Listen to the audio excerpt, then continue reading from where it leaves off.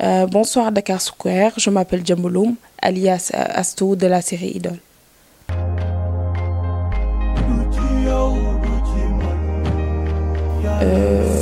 J'ai été étudiante, j'ai eu mon bac en 2011 et j'ai fait des études supérieures dans une école privée, dans une école française de la place, où j'ai eu ma licence en finance, option analyse financière, et j'ai eu aussi mon master. Et là, je suis une autre formation, mais je préfère en rester là, quoi.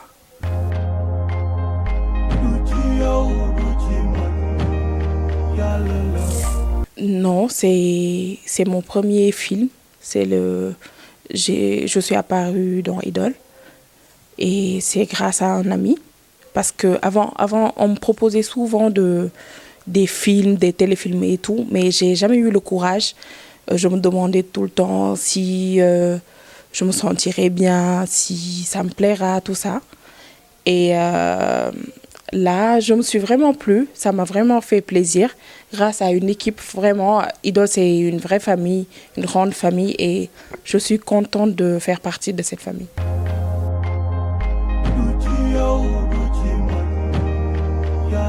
D'abord, l'origine de mon apparition sur Idole, c'était juste pour une fois, une apparition. Et quand ils ont vu que j'étais à l'aise et tout ça, ils m'ont rappelé. Et c'est grâce à un ami Malik, qui fait partie de la série, qui m'a mis en rapport avec le réalisateur, vraiment une équipe qui m'a mise à l'aise et tout. Donc c'est parti comme ça.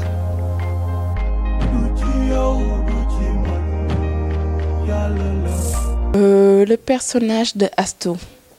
difficile un peu, parce que des fois, je me dis, ah, yo, dama la bëggoon mais li nga def gujaabi et tout. Et des fois, je suis contente nit ñi di def remarque boobu, parce que je me dis que nit ñi bu leen mettee rek, c'est parce qu'ils se sentent bien, c'est parce que affaire bi naturel na ba toucher leen ba ñu koy jàppee réalité et tout. Et voilà, mais ça va, vraiment, je suis bien entourée. Une équipe il y a toute l'équipe qui me met vraiment à l'aise et tout.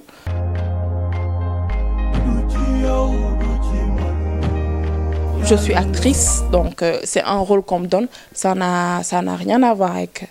avec ma personne, donc je fais mes séquences, je tourne dans la série et puis après je passe à autre chose.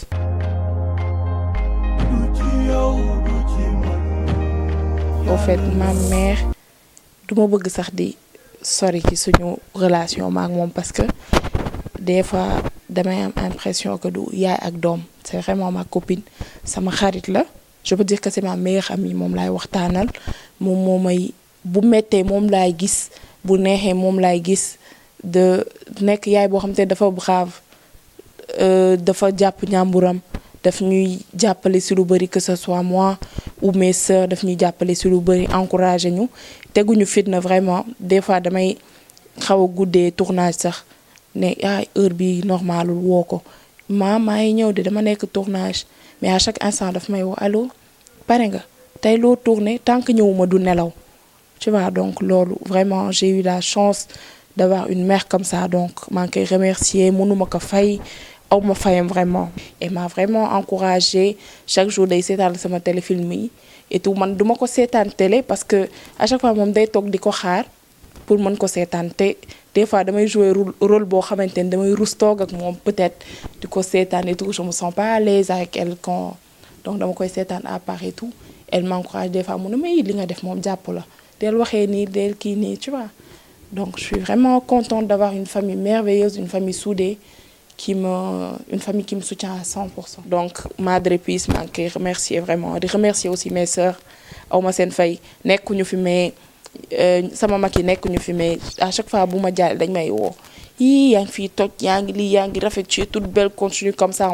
on t'encourage. Donc vraiment awma seen fay. Sama papa dama ko xaw a rus quand même, parce que màgguñu pratiquement si côté parce qu'il voyageait beaucoup, nii sax il est en voyage, donc moo tax dañu xaw a rusante, mais man féetewam laa, ñëpp a ko xam. des fois damay def loo xamante ne bu ko keneen defoon mu tàkk sa kaw man bu ma defee bu nit waxee sax day mer franchement nangul kenn wax ma dara te dafa tàng sama papa ku ko xam-xam ne allemand la donc ci ak affaire tournage yi moom laa ci gënoon xalaat et tout parce que je me rappelle il y a 5 ou 6 ans proposé woon nañ ma fi benn affiche publicitaire et tout ça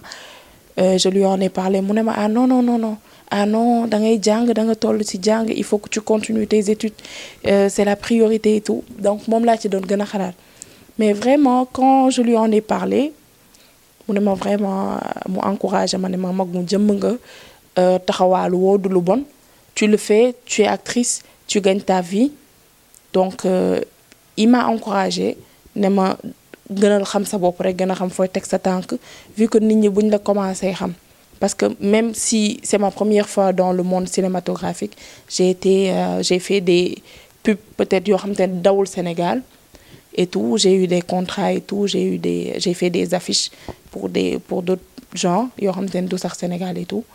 mais vraiment il m'a encouragé te sama xarit la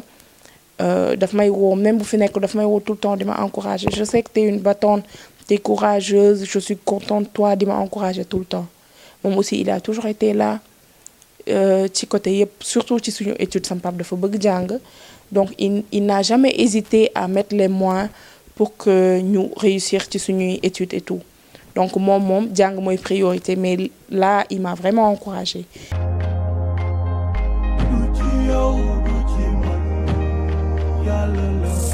idole da ngay yàkkamti sax ñu woo la tournage pour nga dem vraiment c'est une vie de famille da ngay sentir nit ñi ni ñu bëggante parce que ñun man ñoom ñëpp presque pas ñëpp mais presque ñëpp ci idole laa leen xamee mais en dehors des tournages on se voit on traîne pratiquement ensemble donc dañuy déggante même bu ñu gisantewul dañuy déggante on organise des rencontres donc vie de famille boobu bëggante bi nekk ci ñoom par exemple je me rappelle c'est mon premier jour de tournage j'étais un peu stressée li ma sol baax na ni ma waxee et Goudiaby liñ may wax kor Goudiaby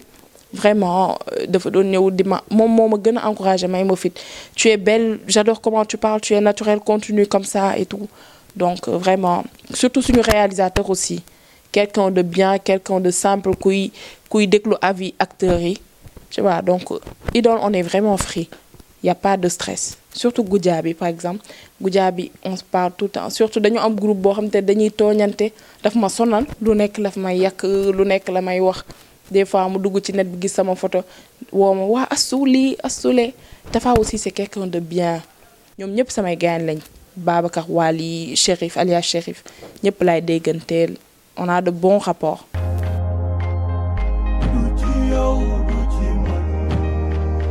Contrainte de temps daal laay gën a am parce que sama liggéey dafa day xaw a jël sama temps lu bari des fois dañ may woo jour de semaine et tout donc je suis obligée pare sama liggéey door dem tournage donc damay guddee tout ça là et le problème boobu daal laay am sinon ça va.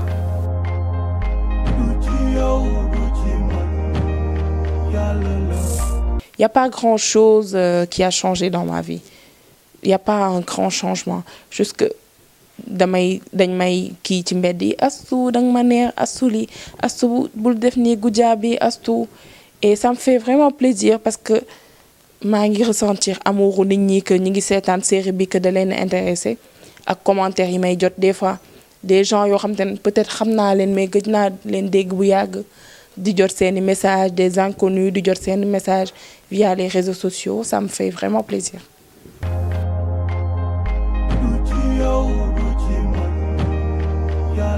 Oui, j'ai d'autres objectifs vraiment ñaan naa yàlla ñu jël ma ci yeneen série yi ma tourné yeneen série am fa ay rôle yu gën a kii tu vois ci monde boobu donc ci monde cinéma bi ñaan naa yàlla évoluer ci vraiment donc voilà après nag on a d'autres projets en dehors du cinéma on a d'autres projets et voilà quoi bëgguma ci sori trop. Donc maa ngi leen di remercier ñëpp ñi may encourager di ma lancer ay messages ñëpp ñuy suivre idole di def ay commentaires kontaan naa vraiment maa ngi remercier ñëpp di baalu àq bu nekkee wax naa fi peut-être lu ma warul woon wax di remercier waa Dakar Square vraiment je suis vraiment contente kontaan naa merci beaucoup à la prochaine.